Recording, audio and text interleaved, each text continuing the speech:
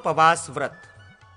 अग्निदेव कहते हैं, मुनिश्रेष्ठ वशिष्ठ, अब मैं तुम्हारे सम्मुख सबसे उत्तम मासोपवास व्रत का वर्णन करता हूं। वैष्णव यज्ञ का अनुष्ठान करके आचार्य की आज्ञा लेकर कृच्छ आदि व्रतों से अपने शक्ति का अनुमान करके मासोपवास व्रत करना चाहिए। वानप्रस्थ, सन्यासी एवं विधवा स्त्री, इनके लिए मासोपवास व्रत का विधान है। आश्विन शुक्ल पक्ष की एकादशी को उपवास रखकर 3 दिनों के लिए निम्नलिखित संकल्प करके मासोपवास व्रत ग्रहण करें। श्री विष्णु, मैं आज से लेकर 30 दिन तक आपके उत्थान काल पर्यंत निराहार रहकर आपका पूजन करूंगा। सर्वव्यापी श्री हरे, आश्विन शुक्ल एकादशी से आपके उत्थान काल कार्तिक शुक्ल एकादशी के मध्य में यदि मेरी मृत्यु हो जाए तो आपकी कृपा से मेरा व्रत भंग न हो।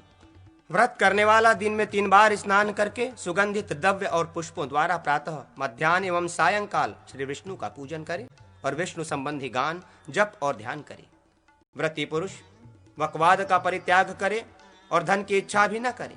वो किसी भी व्रतहीन मनुष्य का स्पर्श न करे और शास्त्र निषिद्ध कर्मों में लगे हुए लोगों का चालक, प्रेरक न बने। उसे 30 दिनों तक देव मंदिर में ही निवास करना चाहिए। व्रत करने वाला मनुष्य कार्तिक के शुक्ल पक्ष की द्वादशी को भगवान श्री विष्णु की पूजा करके ब्राह्मणों को भोजन करावे। तदनंतर उन्हें दक्षिणा देकर और स्वयं पारण करके व्रत का विसर्जन करें। इस प्रकार 13 पूर्ण मासोपवास व्रतों का अनुष्ठान करने वाला भोग और मोक्ष दोनों को प्राप्त कर लेता है। उपर्युक्त विधि से 13 मासोपवास व्रतों का अनुष्ठान करने के बाद व्रत करने वाला व्रत का उद्यापन करे। वो वैष्णव यज्ञ करावे, अर्थात 13 ब्राह्मणों का पूजन करें। तदनंतर उनसे आज्ञा लेकर किसी ब्राह्मण को 13 ऊर्ध्व वस्त्र, अधो वस्त्र, पात्र, आसन, छत्र, पवित्री, पादुका, योगपट्ट और यज्ञोपवीतों का दान करें। तत्पश्चात शैया पर अपनी और श्री विष्णु की स्वर्णमयी प्रतिमा का पूजन करके उसे किसी दूसरे ब्राह्मण को दान करे एवं उस ब्राह्मण का वस्त्र आदि से सत्कार करे। तदनंतर व्रत करने वाला ये कहे, मैं संपूर्ण पापों से मुक्त होकर ब्राह्मणों और श्री विष्णु भगवान के कृपा प्रसाद से विष्णु लोक को जाऊंगा।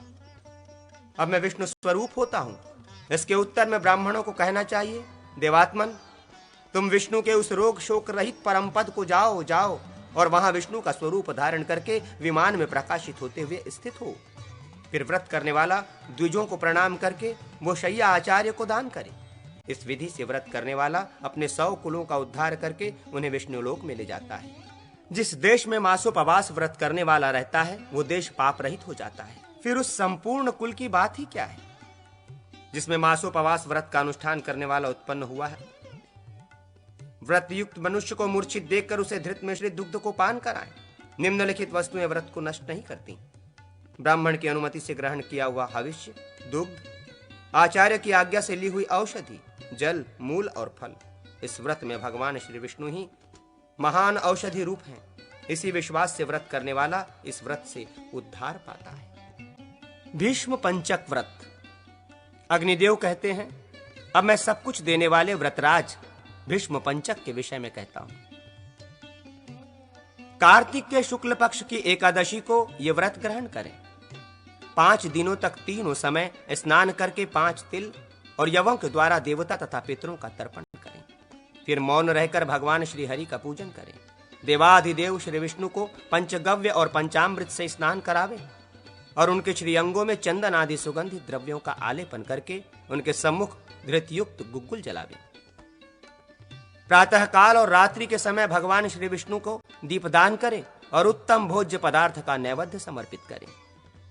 व्रती पुरुष ओम नमो भगवते वासुदेवाय इस द्वादशाक्षर मंत्र का 108 बार जप करें। तदनंतर धृतसिक्त तिल और जौ का अंत में स्वाहा से संयुक्त ओम नमो भगवते वासुदेवाय इस द्वादशाक्षर मंत्र से हवन करें।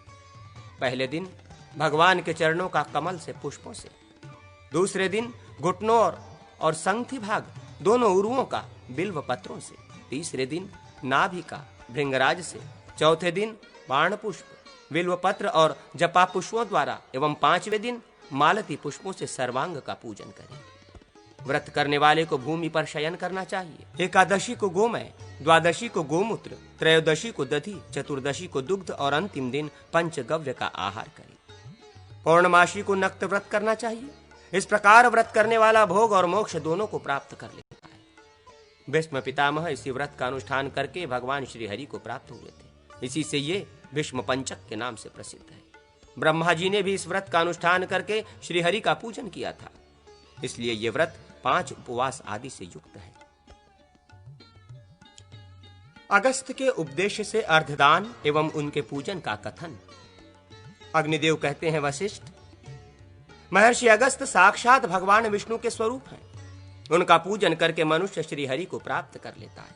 जब सूर्य कन्या राशि को प्राप्त न हुए हो किंतु उसके निकट हो, तब 3/1/2 दिन तक उपवास रखकर अगस्त का पूजन करके उन्हें अर्ध ध्यान दे। पहले दिन जब 4 घंटा दिन बाकी रहे, तब व्रत का आरंभ करके प्रदोष काल में अगस्त मुनि की काश पुष्पमयी मूर्ति को कलश पर स्थापित करें और उस कलश स्थित मूर्ति का पूजन करें।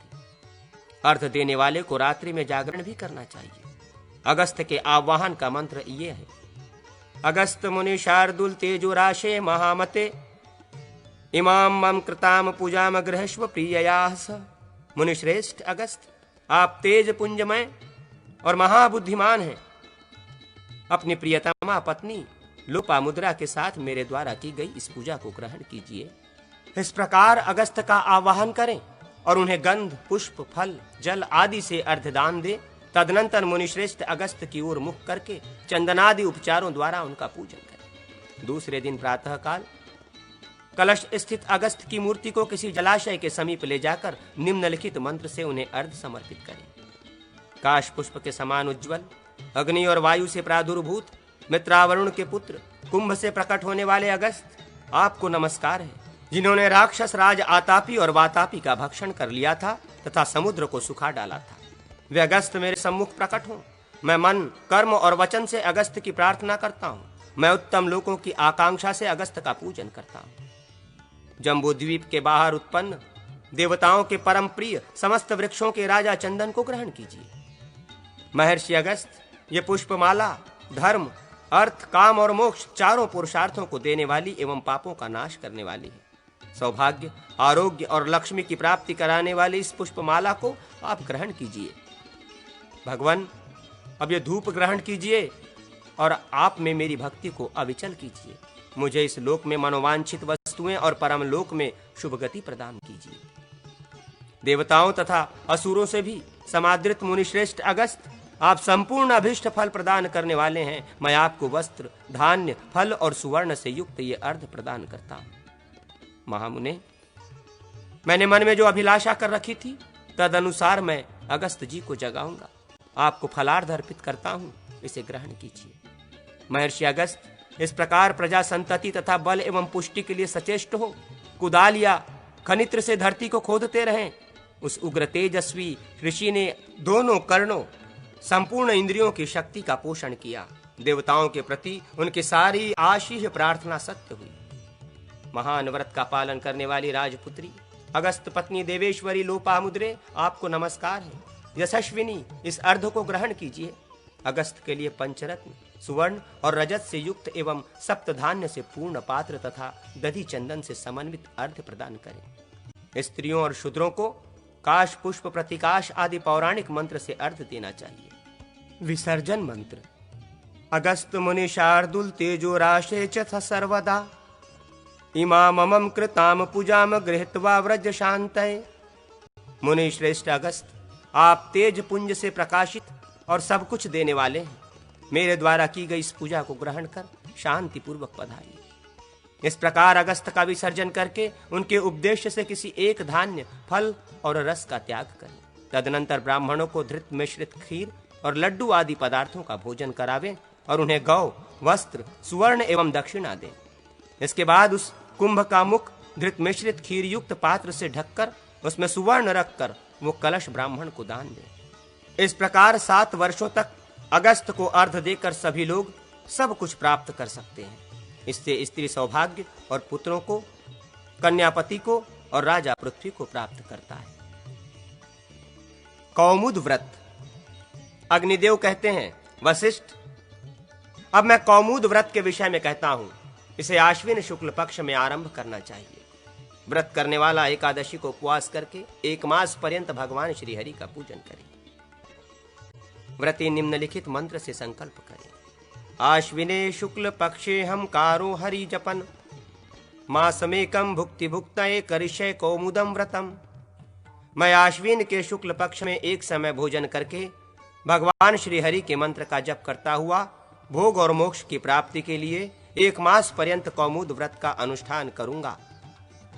तदनंतर व्रत के समाप्त होने पर एकादशी को उपवास करें और द्वादशी को भगवान श्री विष्णु का पूजन करें।